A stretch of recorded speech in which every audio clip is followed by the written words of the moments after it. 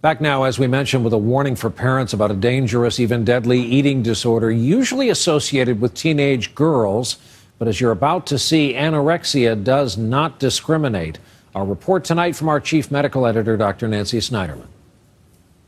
Thomas Lee Warchevsky, TJ to family and friends, a straight-A student and exceptional athlete, and a boy secretly obsessed with diet and exercise in hopes of achieving the perfect body. He wanted a six-pack. He wanted rock-hard abs. He wanted muscles.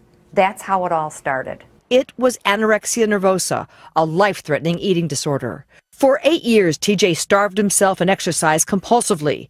Eventually, he stopped eating for up to 23 hours a day while exercising close to 5. He would ask us, beg us, please don't tell anybody. It's so embarrassing. Everybody thinks this is a girl's disease. TJ died in the middle of his nightly routine, doing 1,000 sit-ups. Weighing just 78 pounds, his heart gave out. The look in his eyes, the last pictures he took of himself on his camera, it wasn't TJ. It was not my son. TJ is the new face of anorexia, now an equal opportunity disease. At least 1 million males in this country suffer from eating disorders, dying to be thin. Experts say it takes a certain kind of personality to go to this extreme. It's very unusual for someone to come into my office for an assessment of anorexia if they do not have straight A's, and this is true for boys and this is true for girls. And in sports, these are great athletes usually who drive themselves to the next level. Doctors like psychiatrist James Locke believe that kids strive for the same airbrushed perfection they see in the mass media. And while girls obsess about calories and weight, boys concentrate on muscle mass and fat index. They come later to treatment. They have therefore had longer time to lose weight, so they're physically sicker. Avi Sinai was 10 when his family first noticed he was losing weight.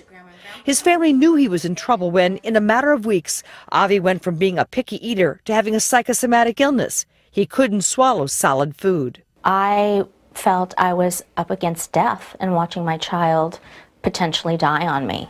So I was fighting to save him. Even after 2 lengthy stays at a treatment center, Avi, now 14, admits he still struggles with a distorted body image. I definitely sometimes, when I'm looking at myself, I say, oh, I'm so fat. But for now, food is not his enemy. After not eating for a few years, everything seems like so good. Like, I love burritos, ice cream, cubane, which is like a Yemenite food, and pizza, and all sorts of stuff. If you suspect your child, particularly your young man in your house, might be anorexic, look for changes.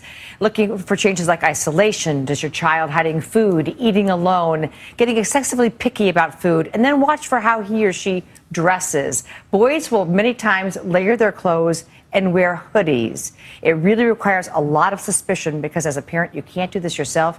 Brian, this is one time where you have to turn to a pediatrician who will get you to an eating specialist. And then, frankly, you have to fight with insurance companies to make sure they help you along the way and help with reimbursement. Such a virulent illness. I'm so happy we're doing this story. Thank you for doing it. And we've posted more information on all of this on our website tonight, NBCNightlyNews.com.